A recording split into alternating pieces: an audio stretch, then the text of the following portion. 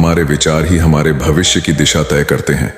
हमें अपने मन में पूरी ताकत से अच्छे विचारों को अपनाना चाहिए ताकि हम सही दिशा में आगे बढ़ सकें। हम नहीं चाहते, लेकिन फिर भी हमारे मन में गंदे ख्याल आते रहते हैं। आप तो समझ ही गए होंगे कि मैं किस ख्याल की बात कर रहा हूं, और कभी कभी करने पर मजबूर कर देते हैं। लेकिन मन हमारा सबसे बड़ा मित्र है और मन ही हमारा सबसे बड़ा शत्रु भी है। जब हम अपने मन के अनुसार चलते हैं तो मन हमें भटका देता है, और जब हम मन को संतुलित कर लेते हैं तो हमें जीवन में सब कुछ मिल जाता है। हम अपने मन में आने वाले गंदे विचारों को रोकने की कोशिश करते हैं, लेकिन जितना हम रोकते हैं उतने ही अधिक ये विचार हमारे अंदर प्रवेश करते जाते हैं। आप किसी चीज से जितना दूर भागेंगे वह चीज उतनी ही ज्यादा आपके पास आएगी। इसलिए उस चीज से दूर न भागें, बल्कि उस पर संतुलन बनाए रखें। इस चीज को हम लोग एक कहानी के माध्यम से जानेंगे। तो चलते हैं कहानी की ओर।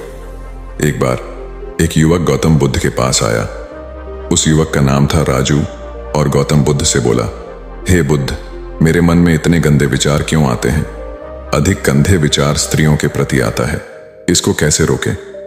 मैं नहीं चाहता कि मेरे मन में गंदे विचार आएं, लेकिन वासना के विचार हमेशा मेरे मन में चलते रहते हैं और मैं उनके बारे में सोच सोच कर बहुत परेशान रहता हूं। ये सब सोचने में मेरी ऊर्जा और समय बर्बाद होता है, और इन्हीं सब विचारों के कारण मैं कभी भी शांत नहीं रह पाता और हमेशा महिलाओं को देखकर मोहित हो जाता हूं, खुद को रोक नहीं पाता। बुद्ध मुस्कुराए और उन्होंने उस युवक से पूछा, क्या तुम जानते हो कि यह वासना क्या है? तब लड़के ने जवाब दिया और कहा, बुद्ध, मुझे नहीं पता वासना क्या है, लेकिन हां, जो भी है ये बहुत बुरी चीज है। तब बुद्ध ने उस युवक से कहा, सबसे पहले तुम्हें यह समझना होगा कि जो कुछ भी हमारे अंदर स्वाभाविक रूप से है वह बुरा नहीं है।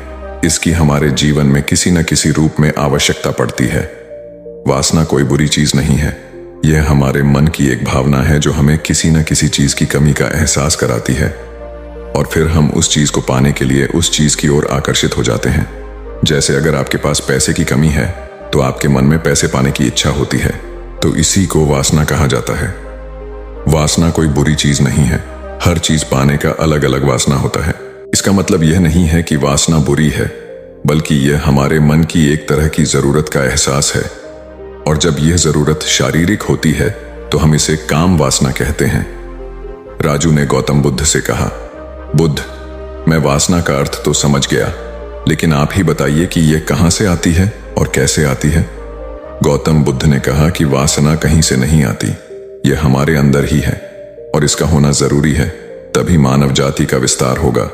युवक ने कहा, जब यह हमारे अंदर है और जरूरी भी है तो लोग इसे गलत क्यों कहते हैं? बुद्ध ने कहा, यही तो मनुष्य की समस्या है। लोगों ने वासना के बारे में गलत सोच रखी है, वे इसे छुपाने और दबाने की कोशिश करते हैं। वासना गलत नहीं है, लेकिन वासना का गलत तरीके से उपयोग करना गलत है। लोग जो पसंद करते हैं हर समय उसी के बारे में सोचते रहते हैं, लेकिन यह सब गलत है। बुद्ध ने युवक से कहा, क्या तुम्हें पता है कि जानवर भी संबंध बनाते हैं? युवक ने उत्तर दिया, हाँ, जानवरों में भी वासना होती है, क्योंकि जानवर भी अपनी पीढ़ी को आगे ले जाना चाहते हैं। बुद्ध ने कहा, तो फिर हम जानवरों की वासना को गलत क्यों नहीं कहते? राजू ने कहा, मैं नहीं जानता महात्मा, आप ही बताइए। गौतम बुद्ध ने कहा कि जानवर अपनी वासना का उपयोग सुख के लिए नहीं करते, वे अपनी वासना का उपयोग केवल संतान प्राप्ति के लिए करते हैं। प्रकृति ने जानवरों को इतनी समझ नहीं दी है कि वे वासना को अपनी खुशी का आधार बना सकें, जबकि मनुष्य अपनी समझ के आधार पर प्रकृति में पाई जाने वाली हर चीज का उपयोग अपनी खुशी के लिए करता है। इंसानों ने काम और वासना को अपनी खुशी का जरिया बना लिया है, जबकि प्रकृति ने हमें अपने वंश को आगे बढ़ाने के लिए दिया है, लेकिन मनुष्य ने इसे अपने जीवन का अंतिम लक्ष्य बना लिया है। तब गौतम बुद्ध ने कहा, अब जो मैं तुम्हें बताऊंगा उसे ध्यान से सुनो, तुम्हें वासना का पूरा खेल समझ में आ जाएगा। तुम्हें तुम्हारे सभी सवालों के जवाब भी मिल जाएंगे। तुम्हें बस ध्यान से सुनकर समझना होगा। उसके बाद तुम्हारे दिमाग में गलत विचारों का आना बंद हो जाएगा। एक समय की बात है, गुरु और उनके शिष्य एक आश्रम में रहते थे। शिष्य प्रतिदिन भिक्षा लेने के लिए आश्रम से बाहर गांव में जाता था। जो शिष्य भिक्षा लेने के लिए गांव में जाता था रास्ते में एक नदी पड़ती थी, जिससे होकर वह प्रतिदिन भिक्षा लेने के लिए जाता था। एक दिन उसने एक लड़के को पेड़ के पीछे छुपे हुए देखा। वह लड़के के पास गया और पूछा, भाई, तुम इस पेड़ के पीछे छिपकर क्या देख रहे हो? तो उस लड़के ने कहा, अरे, क्या तुम्हें वह नहीं दिख रहा जो मैं देख रहा हूं? उसकी नजर नदी पर पड़ी तो वहां कुछ लड़कियां पानी भर रही थीं। तब शिष्य ने लड़के से कहा, अरे भाई, वहां तो लड़कियां पानी भर रही हैं, इसमें छिपने की क्या बात है? तभी लड़का शिष्य की ओर देखता है और उससे कहता है, अरे मूर्ख, क्या तुम देख नहीं सकते कि मैं क्या कर रहा हूं? वे परियां नदी से पानी कैसे खींच रही हैं? जरा उसके भावों को देखो, उसके कोमल शरीर को देखो, बर्तन उठाते समय उसकी पतली कमर कैसे लचकती है और उसके बाल उसकी कमर पर ऐसे लहरा रहे हैं मानो सुंदरता बिखरी हुई हो।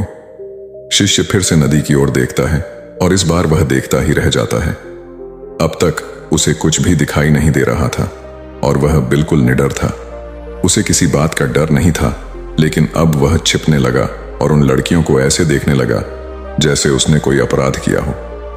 और जब वह छिपकर उन लड़कियों को देख रहा था तो वह अंदर से कांपने लगा और उसने खुद से कहा कि यह मैं क्या कर रहा हूं? मैं जो कुछ भी कर रहा हूं वह सही नहीं है। मुझे यहां से चले जाना चाहिए। और फिर वह जल्दी से चला जाता है। फिर वह आश्रम पहुंचता है। आश्रम में जाकर वह अपने काम में व्यस्त हो गया, लेकिन जो उसने अभी देखा था वह बार बार उसकी आंखों के सामने आ रहा था। उसके दिमाग में वही दृश्य घूम रहा था। यही देखने को उसका मन ललचाया। उसका किसी भी काम में मन नहीं लगता था। वह प्रतिदिन सुबह सुबह भिक्षा लेने के लिए आश्रम से निकल जाता और नदी के पास स्थित एक पेड़ के पास जाता था, जहां वह लड़का पहले से ही मौजूद होता था और छिपकर अपने साथ लड़कियों को देखता था। अब वह प्रतिदिन ऐसा करने लगा। उसका मन अब किसी काम में नहीं लगता। वह सदैव किसी न किसी विचार में डूबा रहता था। वह आश्रम का कार्य भी ठीक से नहीं कर पा रहा था। वह न तो ठीक से सो पाता था और न ही ठीक से खा पाता था। उसका मन बेचैन था।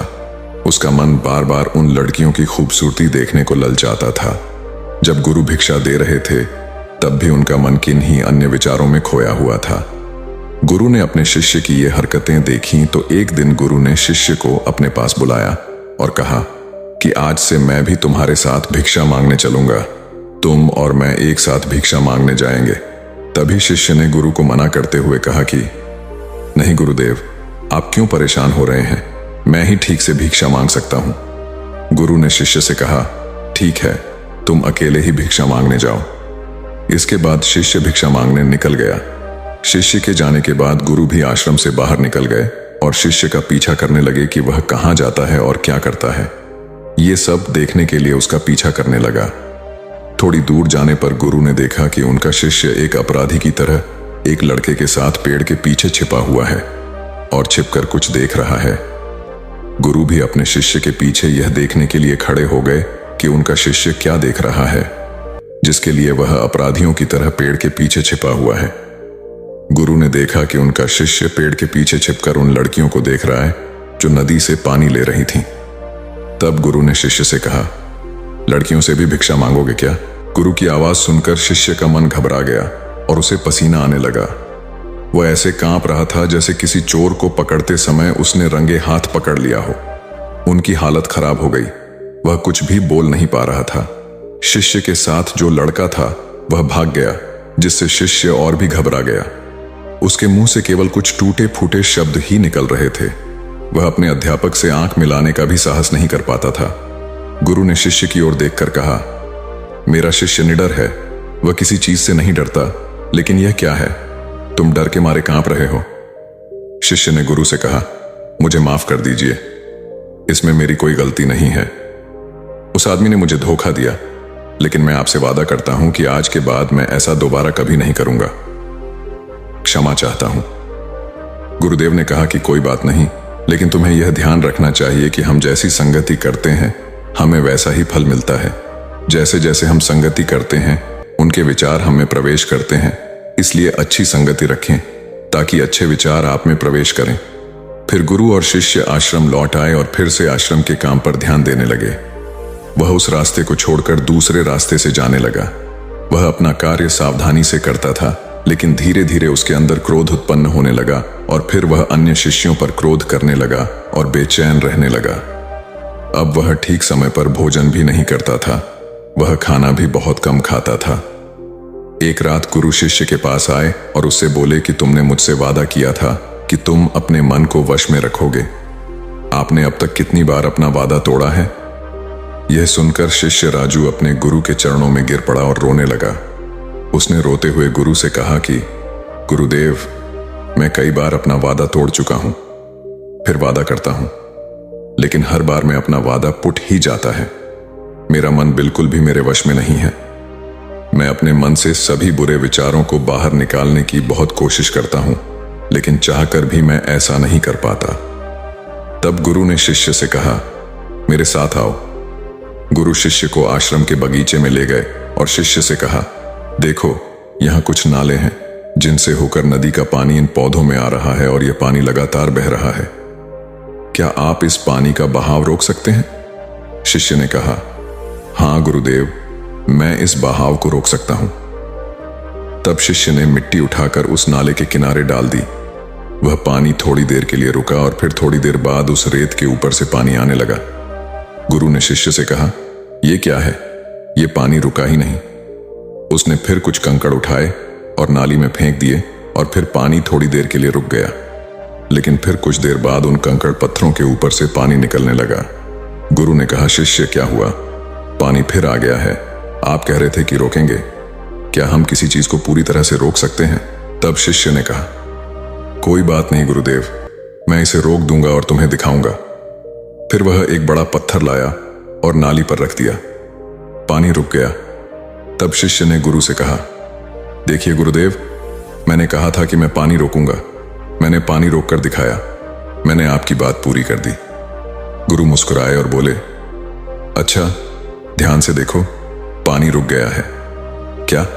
ये पीछे नाली को तोड़कर बाहर आ गया है और अगल बगल से बह रहा है, और ध्यान से देखिए, ये इस पत्थर के सामने भी आ गया है और ये पानी अपना रास्ता बदलकर फिर से आगे की ओर बह जाएगा।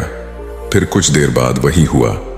तब गुरु ने शिष्य को समझाया, आपके साथ भी ऐसा ही हो रहा है।